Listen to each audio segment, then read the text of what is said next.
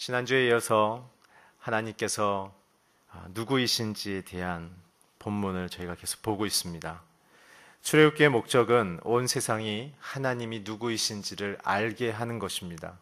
특별히 그 하나님은 창조주고 심판자고 구원자라는 세 가지 사실을 오늘 모세를 통하여 이제 열방을 향한 대선언의 사건들을 선포하시죠. 지난주에 이 출애굽기를 받아 읽는 성도들의 마음에 필요한 두 가지 핵심 단어는 순종과 충성이라고 말씀드렸습니다. 그것은 믿음을 기초한다고 얘기했죠. 오늘 말씀드릴 것은 그 순종과 충성을 향하여 하나님이 주시고자 하는 믿음의 영적인 목표와 선물은 무엇이냐면 그것은 바로 해방과 자유입니다. 우리의 죄로부터, 우리의 쓴 마음으로부터, 잘못된 하나님의 질서를 떠난 잘못된 세력들의 형성으로 말미암은 사회의 악으로부터 하나님은 우리를 해방시키며 자유케 하려는 것입니다. 그래서 그 해방과 자유의 핵심이 오늘 바로에게 선언되어지는데 그것이 바로 하나님께 예배함입니다. 저와 여러분은 피조물로서 창조주를 만났을 때만 해방되어지며 자유를 얻게 되어집니다. 참된 구원은 피조물들이 하나님을 창조주로 고백하는 순간부터 이루어집니다. 오늘 저와 여러분의 인생 속에 하나님이 나를 조성하시고 창조하신 창조주 하나님임을 고백하는 믿음의 출발선에 서시기를 주의 이름으로 축원합니다. 그것이 진정한 해방과 자유의 시작입니다. 그것을 통해서 하나님이 이루고자 하시는 것은 바로의 백성에서 하나님의 백성으로의 정체성의 전환입니다. 오늘 세상의 모든 질서와 문화를 다스리고 통치하지 못하고 그것에 지배받고 있는 이스라엘 민족처럼 우리의 마음 가운데 하나님의 영광에 서지 못하고 그늘 가운데 세상에 종노릇하고 있는 부분들이 있다면 오늘 하나님 우리에게 요청하시는 것입니다. 내가 너의 창조주고 내가 너의 심판자고 내가 너의 구원자인데 너는 나의 부르심에 의하여 서라. 그러면 내가 너를 해방시킬 것이다. 보호할 것이다. 구원할 것이다. 오늘 이것이 출애굽기를 통해서 우리에게 드러나신 하나님의 권능의 컨텐츠입니다. 1장부터 6장까지는 그래서 모세가 준비되어졌고 이제 7장부터 드디어 부르심에 대한 이제 영적인 사회적인 싸움을 시작합니다. 우리 본문 28절, 29절을 함께 읽겠습니다. 시작.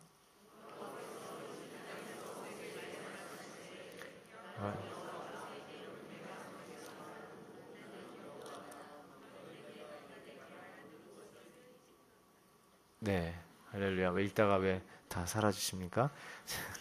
제가 잘못 말씀드렸나 보네요. 5장 22절 23절입니다. 다시 시작. 제가 오늘 본문이 28절 29절 다 읽으셨죠? 네, 제가 지금 잘 눈이 안 보여가지고 28절 29절을 통해서 우리에게 주시는 말씀은 무엇이냐면 오늘 이 본문의 대상이 누구냐는 겁니다. 그것은 바로 애굽과 이스라엘이라는 거죠. 애굽과 이스라엘은 사실 근데 본질상은 다르지가 않습니다. 같은 죄인입니다.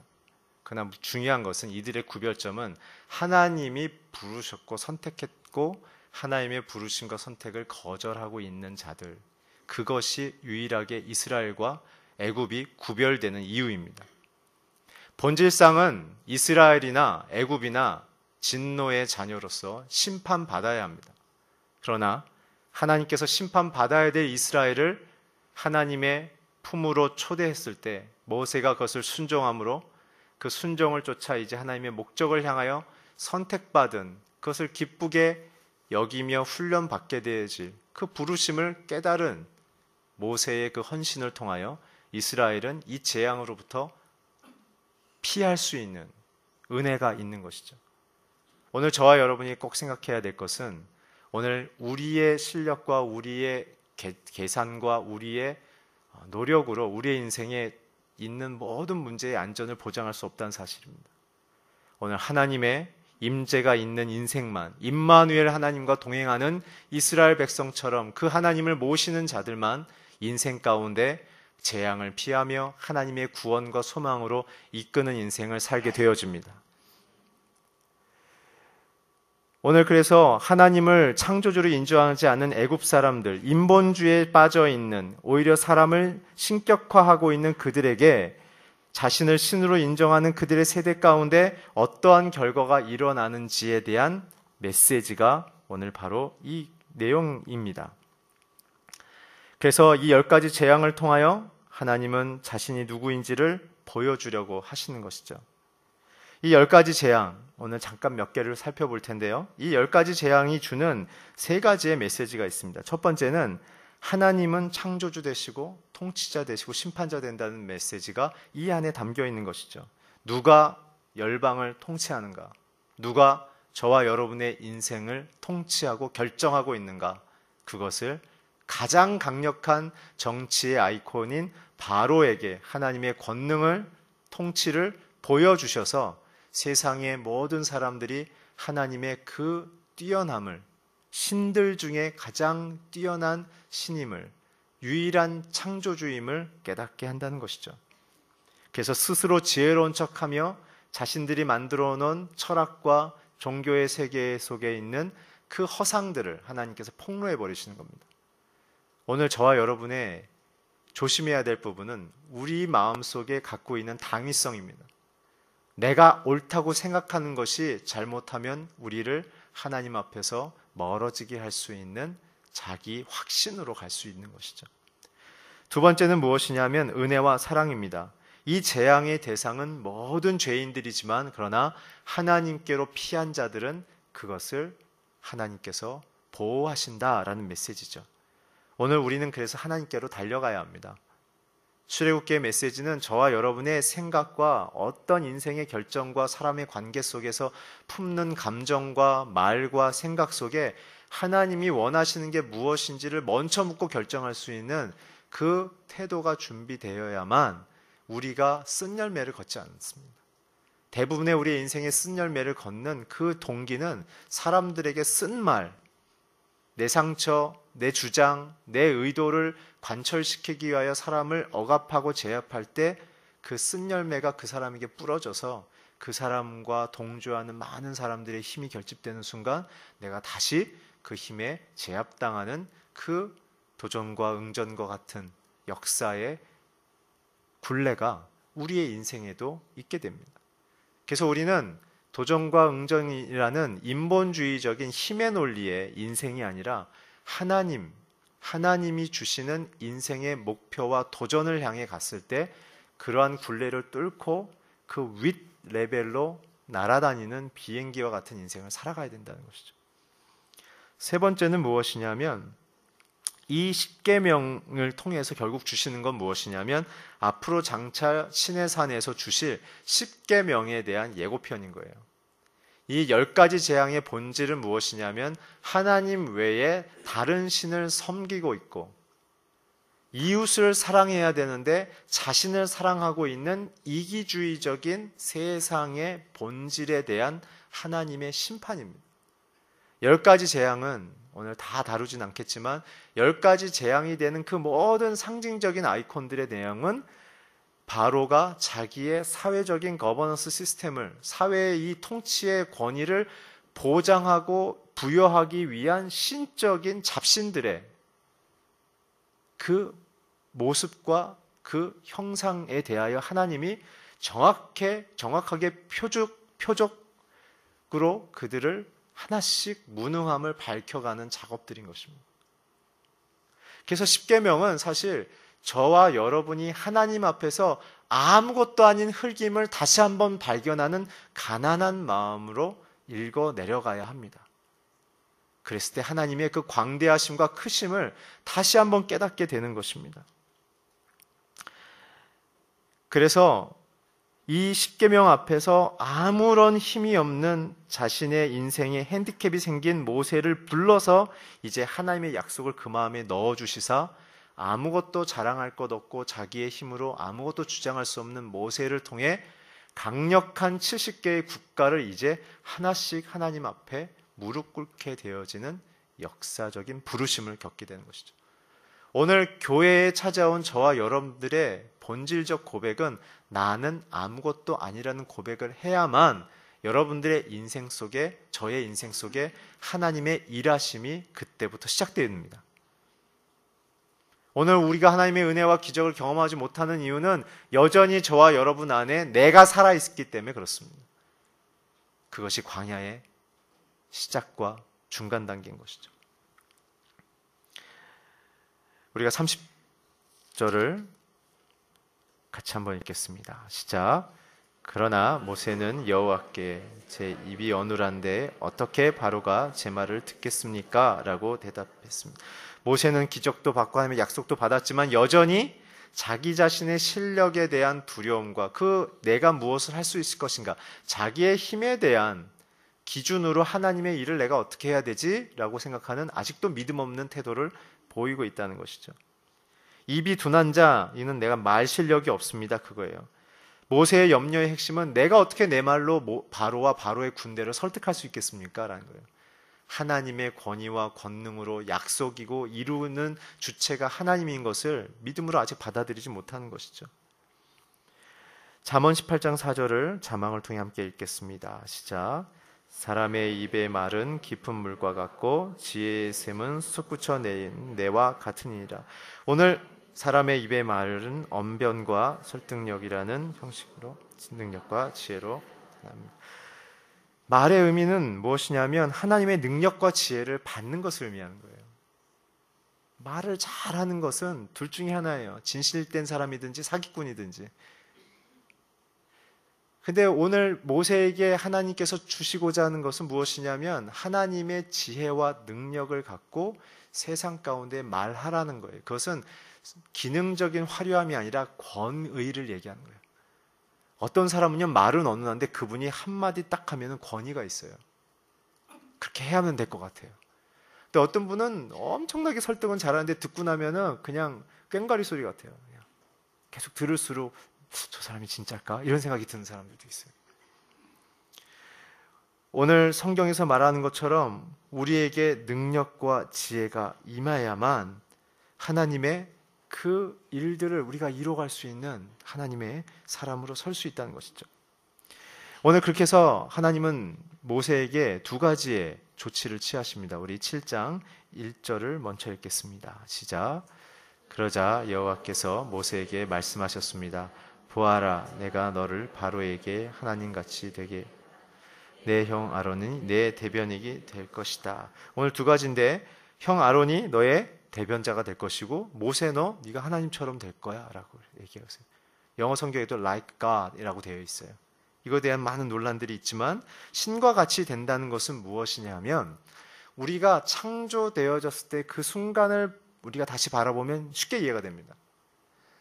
포스트 모던처럼 네가 신과 같은 존재야 라고 얘기하는 것은 자기 기만이죠. 우리는 죄인이고 우리는 유한한 존재인데 어떻게 우리가 무한한 신적인 존재를 가질 수 있습니까?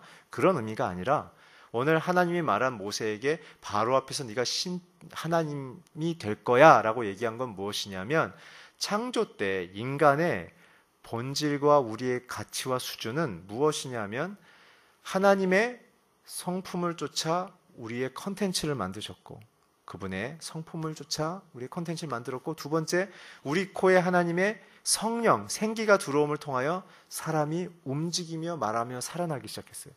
그래서 사람의 창조의 원래의 본질은 하나님과 한 가족이에요. 가족. 하나님의 생각을 다 이해하고 하나님의 창조 질서를 다 이해했기 때문에 아담에게 모든 창조물의 통치를 위임해 주셨던 거예요.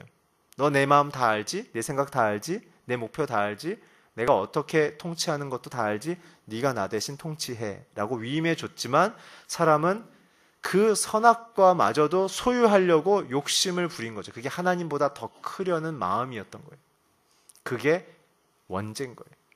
다 줬는데 그 나무마저도 가지려는 거예요. 진짜를 다 갖고 나무마저도 가지려는 그 마지막까지의 탐욕이 우리의 본성이 되어져 버린 거예요. 그래서 하나님처럼 된다는 것은 오늘 모세에게 하나님 뭘 주셨습니까? 그 입에 하나님의 말을 넣어줬고 그 인생 가운데 하나님이 성취하고 이루실 약속을 주셨죠. 모세에게 요구하신 건 무엇입니까? 딱 하나입니다. 네가 바로 앞에 서서 내가 너한테 말한 거 그대로 얘기만 해 라는 거죠. 그럼 바로 입장에선 누구 말을 듣는 겁니까? 모세 말을 듣는 겁니까? 하나님의 말을 듣는 거예요. 그러니까 바로 앞에서는 네가 하나님이 될 거야 하고 얘기했던 것은 모세 네 실력이 아니고 네 컨텐츠가 아니고 네가 갖고 있는 사회적인 지위가 아니라 내가 너에게 준 기름 부음과 내가 너에게 준 계획과 내가 너에게 준 컨텐츠로 너는 말하고 행동할 때 세상은 너를 나와 나처럼 볼 거야 이거예요. 베드로서에 뭐라고 나와 있죠? 베드로전서에 뭐라고 나와 있죠? 어둠 속에 너희를 불러내어 하나님의 기이한 덕을 선전하려고 너를 불렀다. 세상은 예수님도 뭐라고 했습니다. 새 계명을 너에게 주노니 너희가 서로 사랑하라. 내가 너희를 사랑한 방식처럼 사랑하면 너희가 내 제자인 줄 알겠다. 나의 가르침을 다 담고 있는 인생인 것을 세상이 깨닫겠다. 다 똑같은 얘기예요. 오늘 저와 여러분은 예배드리고 하나님 앞에 큐티하고 섬기며 나아갈 때 우리 안에 나타나야 될 열매는 우리 안에 하나님이십니다. 예배가 여러분들의 감정의 위로의 도구가 되지 않길 바랍니다. 하나님의 영광을 체험하는 역사가 있는 거룩한 시간이 되기를 주의 이름으로 축원합니다. 그래서 저와 여러분의 안에 있는 모든 죄악과 두려움과 공포와 자기 기만과 자기 두려움 속에 사로잡혀 있는 우리의 모든 죄인된 모습들이 하나님의 영광 가운데 다 드러나서 치유되어지고 회복되어져서 이제는 하나님의 말을 하고 하나님의 생각대로 살아가고 하나님의 라이프스타일대로 세상 가운데 살아갈 때 세상이 저와 여러분을 보면서 하나님이 이런 분이시군요 라고 말하는 놀라운 역사가 여러분들의 자녀와 아내와 남편이 서로에게 그런 말을 하는 역사가 일어나기를 주의 이름으로 축원합니다. 그것이 바로 이 내용입니다. 2절에는 뭐라고 나와 있습니까? 우리 2절을 한번 같이 읽겠습니다. 시작. 너는 내가 내게 명한 명령을 다 말해 주어라. 그러면 내 형 아론이 바로에게 이스라엘 자손을 그 땅에서 내놓으라고. 우리는 약하기 때문에 그래서 가족을 준 거고 순을 주신 거예요. 공동체를 준 거예요. 내가 못하면 누군가 그걸 하면서 나도 그 은혜를 따라 가는 거예요. 중요한 건 하나님이 주신 컨텐츠를 얘기하면서 서로 그리스도의 십자가를 중심으로 모여서 대화해야 돼요. 여러분들의 순모임 속에 하나님이 주인이 돼서 하나님을 높이고 하나님을 예배하고 하나님이 약속해 주신 말씀을 사모하며 하나님이 내게 주실 또 다른 순에게 주실 그 계획을 소망하며 축복하는 모임으로 갈 때 오늘 저와 여러분의 인생에 모세에게 나타난 하나님이 영광이 임하는 줄 믿으시기를 주의 이름으로 축원합니다. 그 얘기입니다. 우리 3절부터 5절까지 같이 읽겠습니다. 시작. 그러나 내가 바로의 마음을 강팍하게 만들 것이며 이집트 땅에서 많은 표적과 기적들을 일으킬 것이다. 바로가 너의 말을 듣지 않으면 내가 이집트에 능력을 행사하여 큰 벌을 내려 내 군대 곧 내 백성 이스라엘 자손을 이집트 땅에서 나오게 할 것이다. 내가 내 손을 이집트에 뻗어서 이스라엘 자손을 그곳에서 이끌어내어 이집트 사람들이 네가 여호와인 줄 알게 될 것이다. 오늘 두 번째 하나님이 행하신 이건 뭐냐면 하나님이 누구이신지를 내가 직접 드러내겠다는 거예요. 오늘 그 얘기를 들은 모세는 어떤 걸 생각했을까요? 아, 나는 하나님의 구원 사역을 섬겨야 되는 리더로 부름받았구나. 그러면서 자기가 만나야 될 대상인 바로를 뭐라고 할까요? 아, 저 바로는 하나님의 뜻을 인정하지 않고 정하는 사람이구나.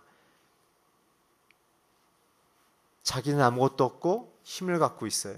근데 하나님은 나와 함께하고 있어요. 근데 이걸 어떻게 풀어가야 될까요?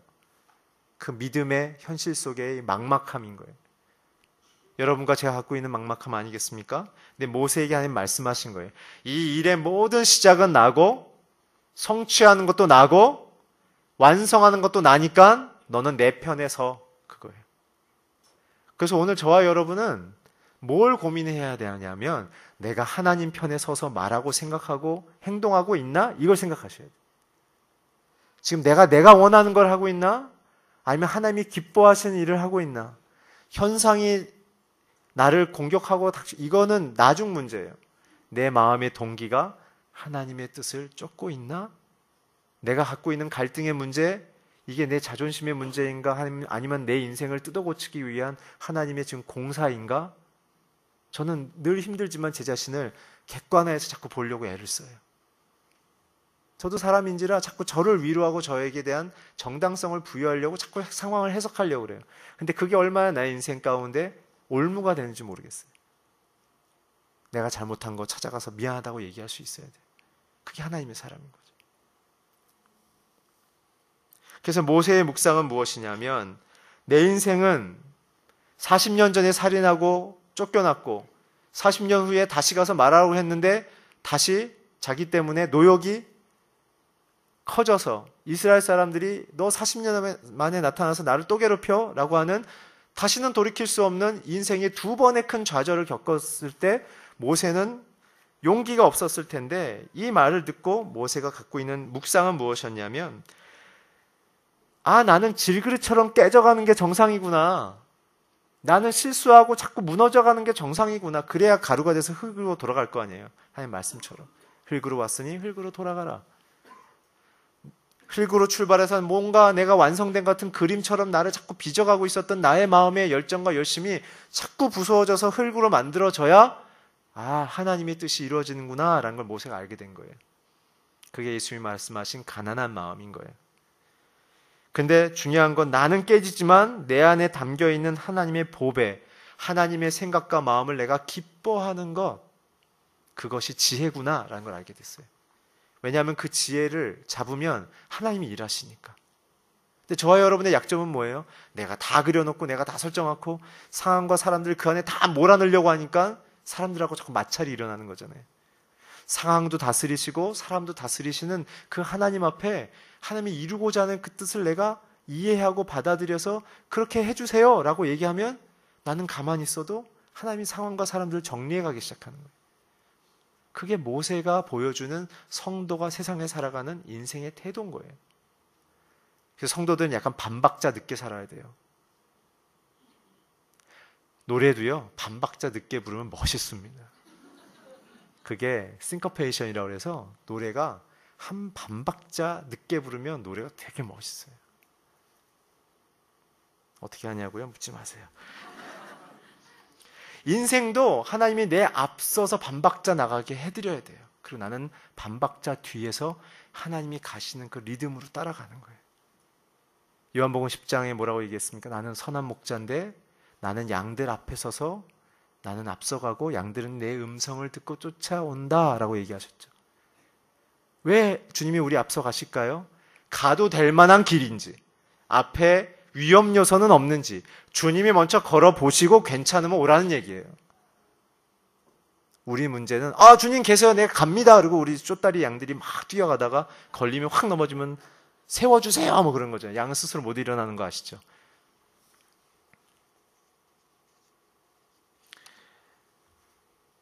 오늘 그러한 상황 속에 하나님의 뜻은 하나님을 배반한 세상을 향한 구원인데, 그 구원 이전에 그 죄를 깨닫게 하기 위하여 심판을 허락하시는 거죠.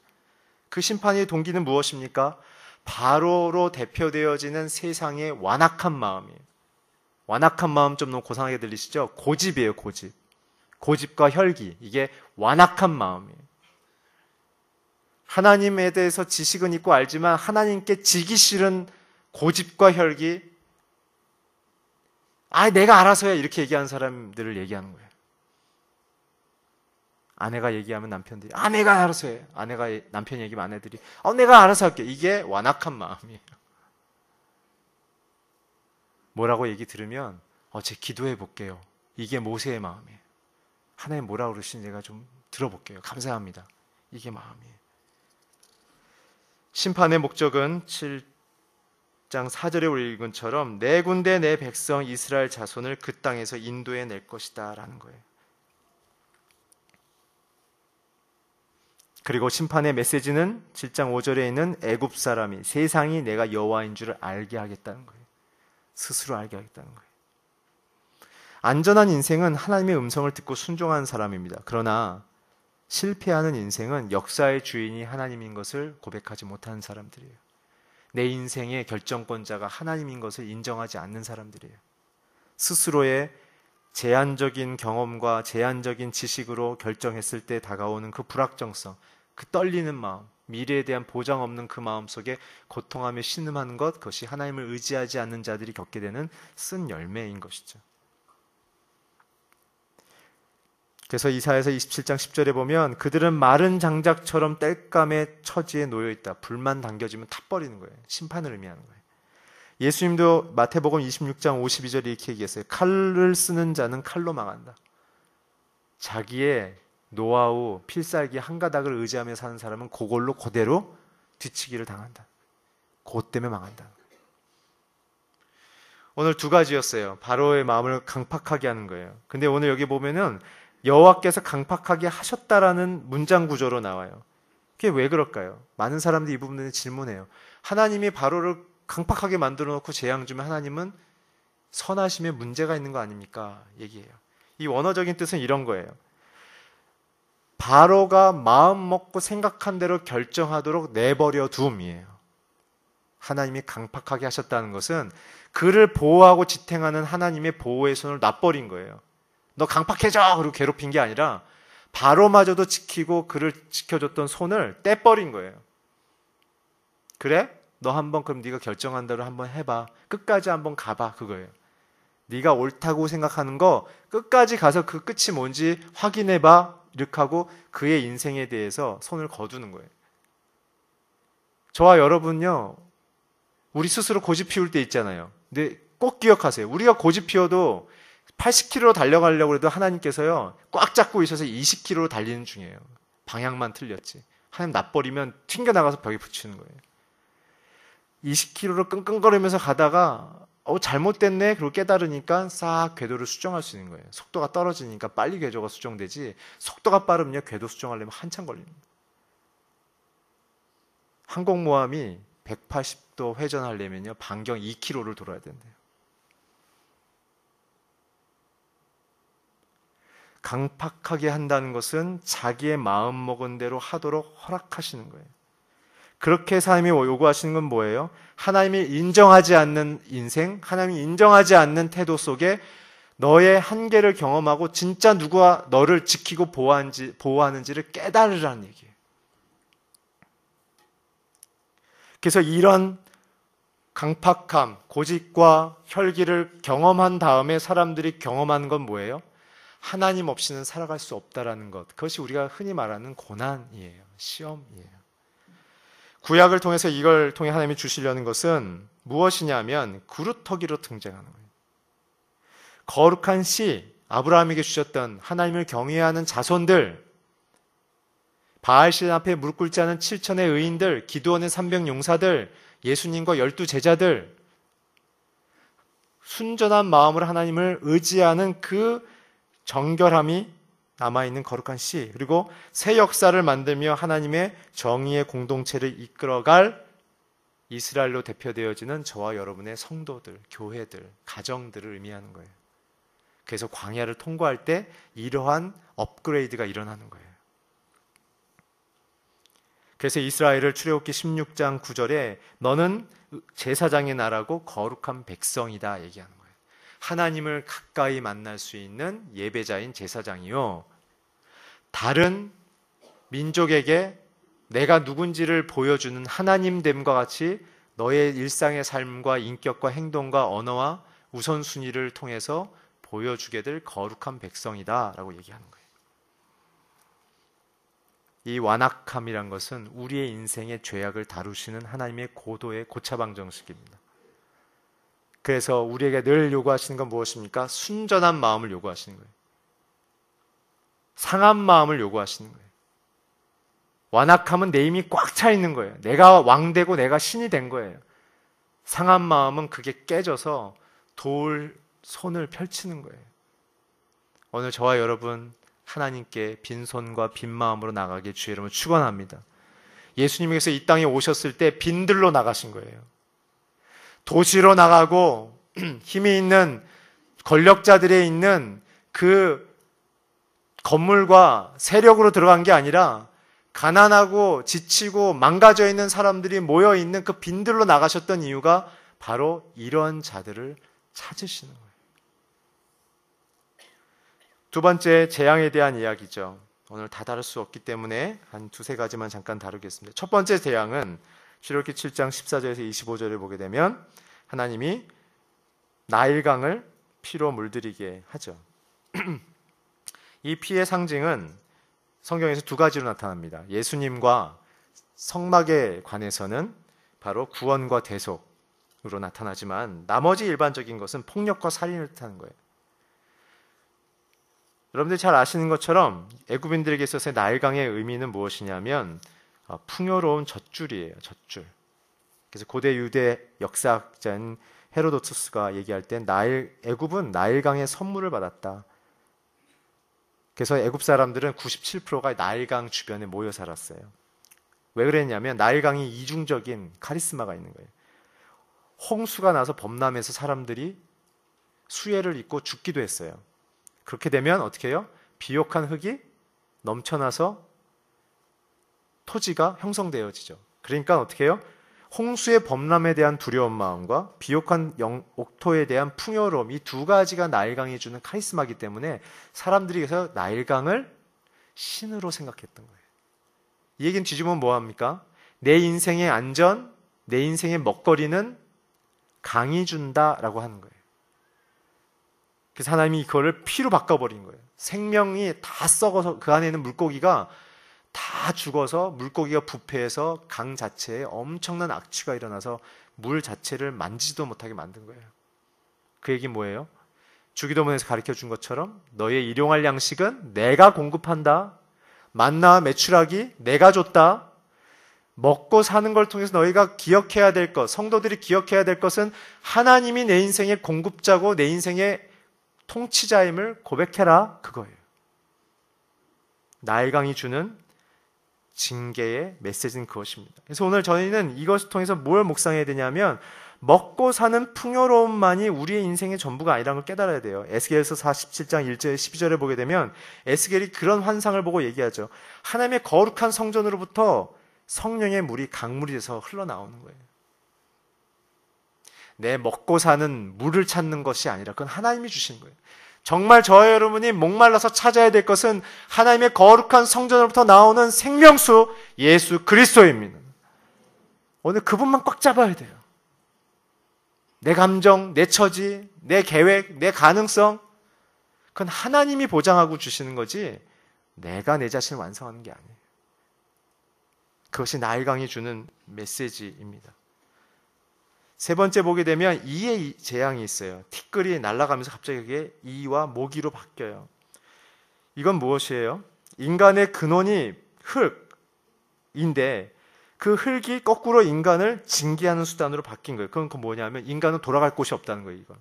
너희가 죄를 지면 돌아갈 곳이 없다 그 얘기예요. 근원으로 갈 수가 없어. 안식이 없어. 안식은 오직 나야 그 얘기예요. 그러면서 이 아파르라는 뜻은 모래를 상징하기도 하지만 엄청난 많은 양, 볼륨을 상징하기도 해요.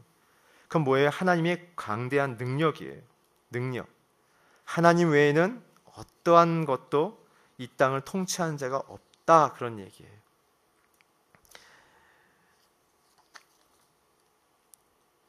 그 다음에 파리의 재앙이 있죠. 이 파리의 재앙 끝에 바로가 모세와 협상을 시도해요. 야, 애굽에서 예배드려. 괜찮아. 예배 드리는 건 괜찮은데 예배 드려. 근데 모세가 뭐라고 얘기했어요? 우리를 그럼 사할 길을 떠나게 하게 해주세요 라고 얘기했죠. 안 돼 라고 얘기했죠. 오늘 바로와 모세가 하나님 앞에 이 나눈 대화를 통해서 우리가 뭘 깨달을 수 있냐면 오늘 하나님이 이스라엘 백성에게 주고자 했던 것은 세상과 구별되는 것이에요. 세상으로부터 떠나서 하나님의 편에 서도록 만드는 것이에요. 그래서 광야는 이스라엘에게 어떤 메시지가 있냐면 순결을 상징하는 거예요. 순결. 세상의 중심으로 살지 않고 하나님만 의지하는 삶을 살아갑니다라는 순결을 의미하는 거예요. 세상의 시스템, 제도, 보험, 나의 안전장치들을 의지하지 않고 하나님이 그 원천이십니다라고 고백하는 것이죠. 순결한 믿음. 그리고 하나님만 의지하며 사랑하는 최우선순위로 두는 하나님과의 사랑의 교제.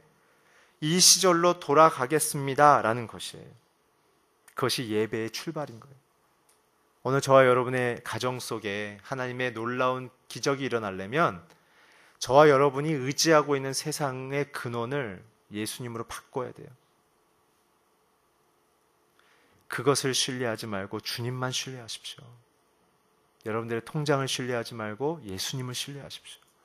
보험을 의지하지 말고 하나님의 동행을 신뢰하십시오. 7번째 보면 우박이 나와요. 놀라운 사실은 우박을 할 때 하나님께서 우박을 주신 이유는 바로의 마음을 향한 징계로 주셨던 거예요. 오늘 10가지 재앙들을 다 살펴볼 수 없지만 10가지 재앙의 핵심 내용들은 이런 것이에요. 물, 흙, 공기, 하늘, 그리고 인간의 몸과 영혼에 대한 심판이에요. 이 얘기는 뭐예요? 하나님께 심판을 피할 영역은 없다 그거예요. 모두가 죄인이고 모두가 타락했기 때문에 오직 구원을 얻을 수 있는 유일한 한 길은 예수 그리스도다, 그 얘기를 하시는 겁니다. 오늘 저와 여러분 애국과 같은 대한민국 사회에 살고 있어요. 원하진 않지만 세금 폭탄을 맞았고 공평치 못한 세상 속에 살고 있고 아무것도 의지할 수 없는 세상에 살고 있어요. 오늘 그 속에 우리는 뭘 구해야겠습니까? 모세의 심경으로 돌아가야 돼요. 하나님 눈에 보이는 것, 손에 잡고 있는 것, 앞으로 주어질 것, 그것은 다 애굽의 것이니 하나님이 주실 것을 내게 채워주시는 것이 내 인생의 광야에 있으나 앞으로 어떤 곳에 있으나 내 인생의 가장 아름다운 성공의 인생입니다. 오늘 우리의 마음의 중심에 대한 태도를 하나님이 물으시는 게 10가지의 재앙입니다. 나를 하나님으로 생각하냐, 아니면 다른 대상을 혹은 너 자신을 나보다 더 높게 생각하니, 그 질문이 10가지 재앙의 본질입니다. 그래서 이걸 통해서 주시는 3가지 약속이 있습니다. 짧게 말씀드립니다. 첫 번째는 우리의 인생은 전쟁과 같은데 그 전쟁은 하나님께 속했다는 것입니다. 하나님이 우박과 비와 먼지와 파리와 메뚜기와 많은 것으로 이 땅의 악행들을 스스로 심판하시면 우리는 그것을 뒤따라 들어가 하나님의 승리를 누리기만 하면 된다는 것이 이 10가지 재앙의 핵심 원리입니다. 여호와께서 시작했고 지휘하고 승리하시고 우리는 그것을 기념하면 된다는 것이죠. 저와 여러분의 인생 속에 하나님이 일하시도록 하나님께 모든 주도권을 드리십시오. 그래서 하나님의 행하심이 있을 때마다 축제 예배를 드리고 감사의 고백을 드리십시오. 그렇게 했을 때 우리의 인생에 하나님의 영광이 드러납니다. 둘째는 무엇이냐면 하나님만이 내 인생의 참된 하나님임을 고백하라는 것입니다. 세 번째는 무엇이냐면 하나님의 선택과 사랑을 고백하라는 것입니다. 오늘 저와 여러분이 하나님의 손 안에 있습니다. 하나님의 품 안에 있습니다. 날개 그늘 아래 있습니다. 꼭 기억하십시오. 오늘 주님은 저와 여러분의 인생을 통해서 자신이 누군지를 드러내기를 원하시고 10가지 재앙을 묵상하는 우리의 심경 가운데 우리 안에 있는 애굽의 문화들을 뽑아내고 하나님의 살아있는 생명의 천국의 광야의 문화를 들여서 하나님이 높아지고 그와 더불어 내가 같이 그 영광의 자리에 초대받는 지혜로운 남자와 여자로 살아가기를 주의 이름으로 축원합니다. 기도하겠습니다. 하나님, 오늘 귀한 성도님들의 인생 가운데 애굽의 문화를 떠나 하나님의 문화로 들어가며 하나님만이 참 신이시며 하나님이 내 인생을 불러 쓰길 원하시는 그 귀한 고백으로 살아가게 하여 주시옵소서. 예수 그리스도 이름으로 기도했습니다. 아멘.